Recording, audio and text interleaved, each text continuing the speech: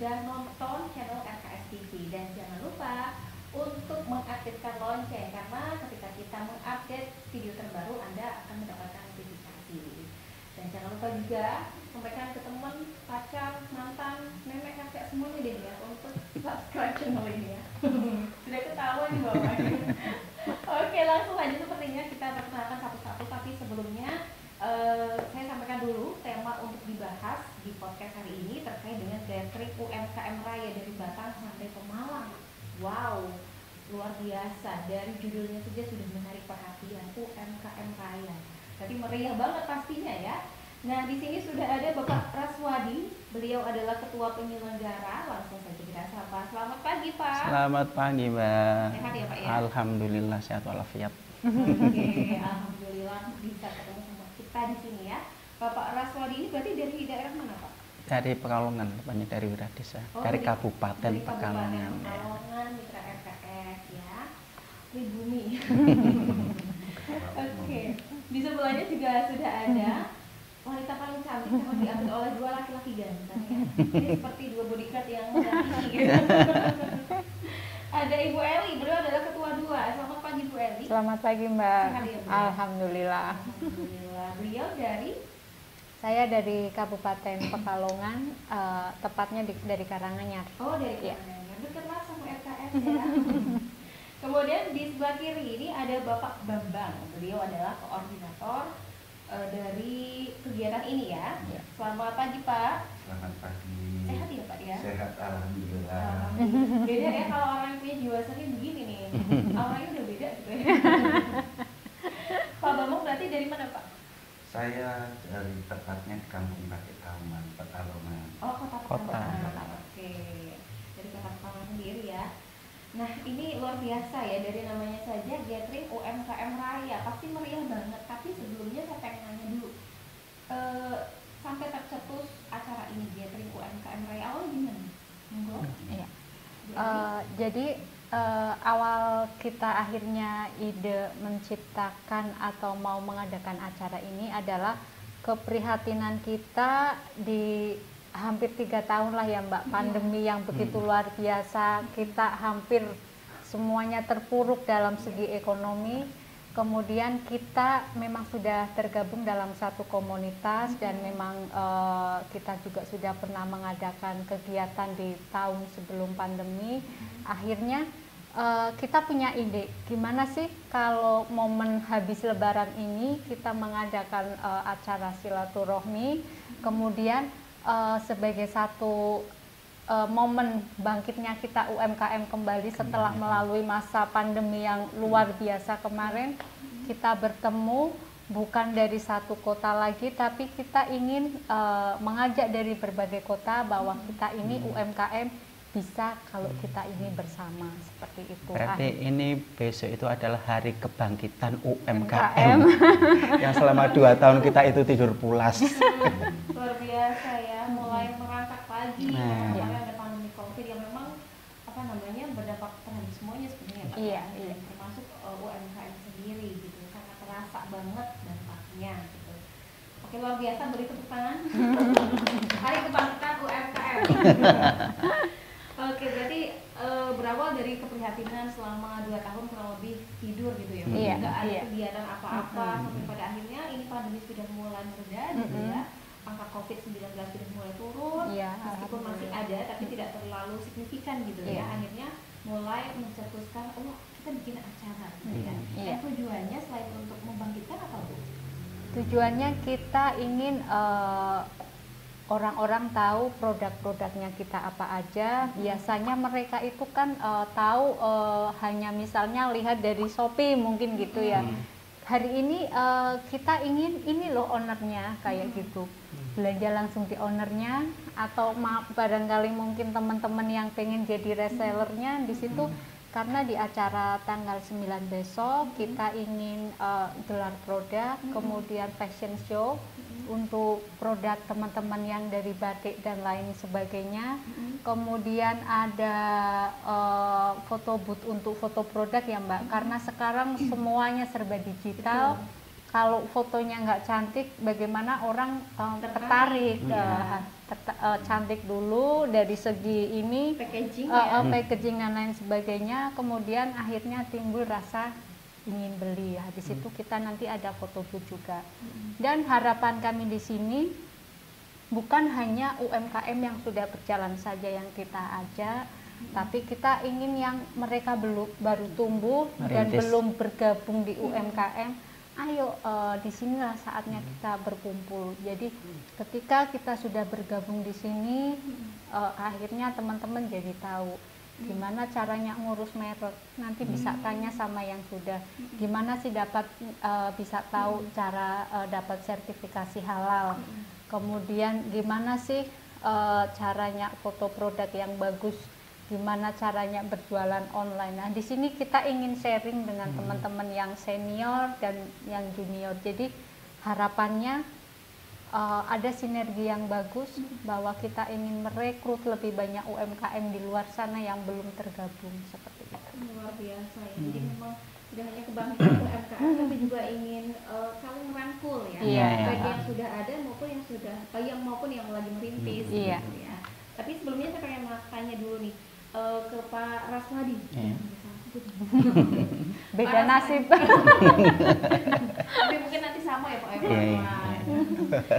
Semoga Pak Raswadi juga nonton acara ini. Amin.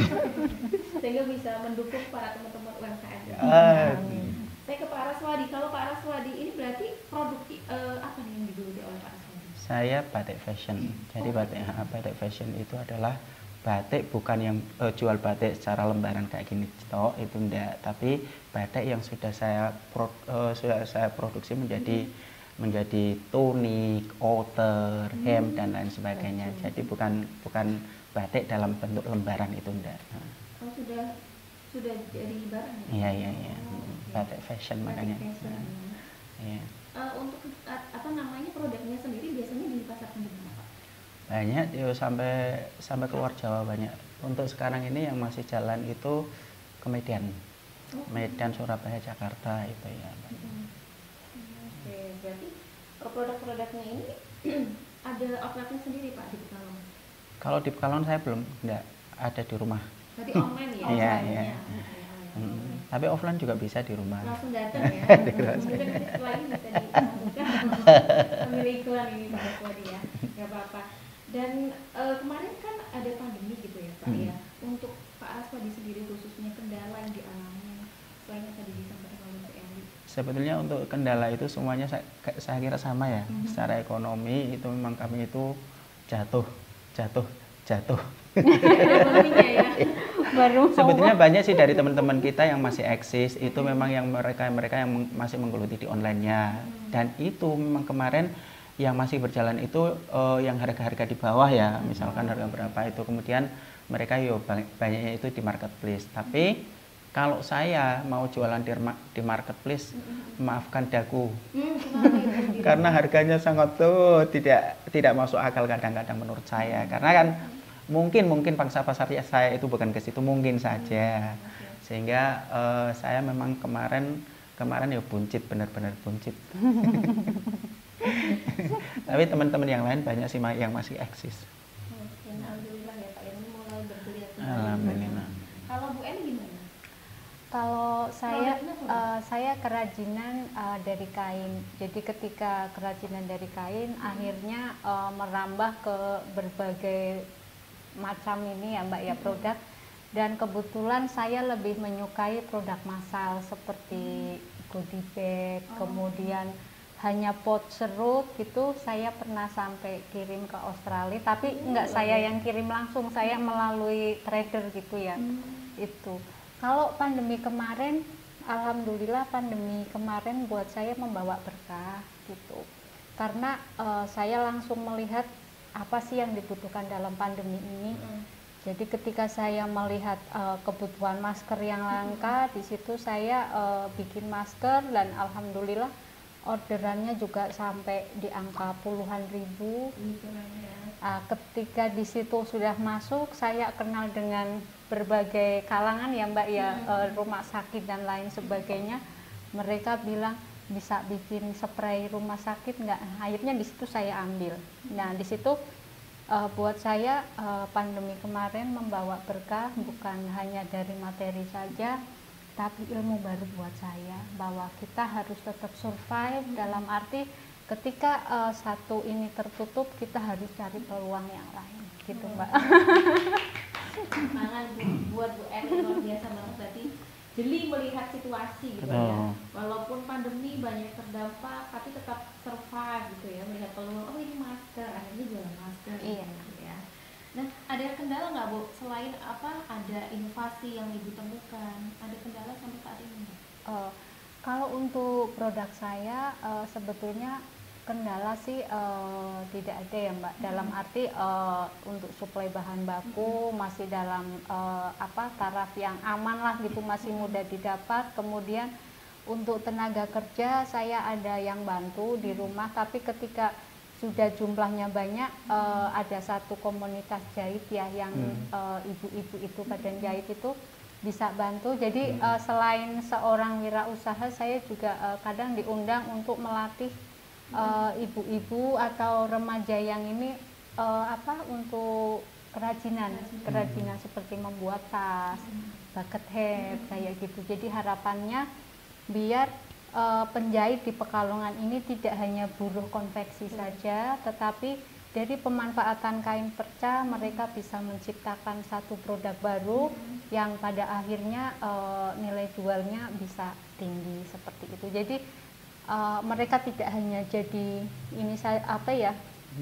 penjahit saja ya, yang misalnya jahit konveksinan itu aja, tapi setidaknya dengan ilmu baru suatu saat mereka jadi bos sendiri gitu. Bu Erni, jadi tidak hanya untuk dirinya tapi juga di share untuk orang sekitar ya, jadi ilmunya bermanfaat terus mengalir sebagai amalan nanti. Amin. Saya ke Pak Bambang nih. Kalau Pak Bambang dari tadi saya melihat Pak Bambang ini megang kain, boleh ditunjukkan Pak ke kamera kainnya ini? Oh ya ini. Oh iya. Ini kain kucing. Oh, Ini kain. yang harga murah. Nggak apa-apa. Ini yang harga murah ya. Ini namanya sarung kucing. Seperti ini.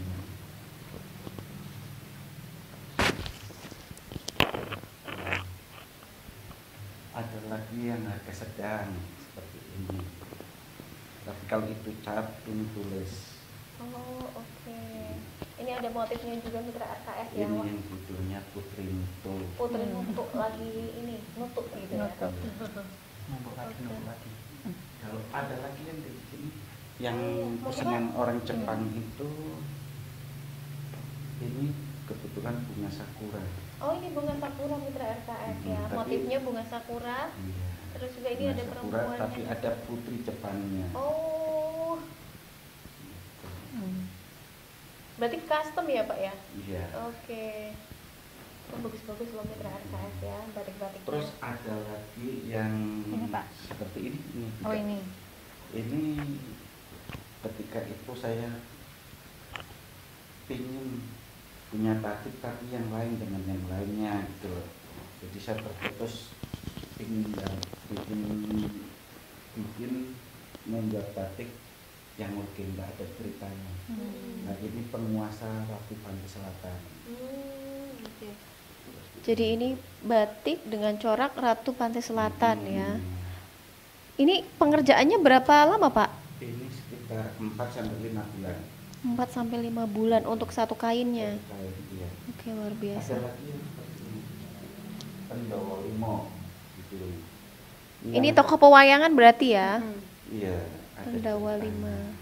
Jadi masing-masing kain itu punya historinya sendiri ya Pak Iya. ya? Punya ceritanya Tema. masing-masing. Tematik. Tematik ya, punya ceritanya sendiri-sendiri. Iya. Punya sejarah, punya Dan story. Ini saya kerjakan hampir 2 tahun. Karena bolak-balik Oke. sama. Oke. Ini Mitra RKS butuh waktu 2 tahun ya. Dan ini udah pernah ditawar 18 juta tapi belum tak kasih. Itu mahal ya buat aku tapi tidak ada. Tapi ada hak ciptanya. Oh, oke. Dan hak ciptanya itu berlaku seumur hidup. Plus 70 tahun setelah saya meninggal masih berlaku. Oke, berarti ada sertifikatnya ya Pak? Sertifikatnya, nah ini sertifikatnya seperti ini. Banyak juga punya saya sertifikatnya.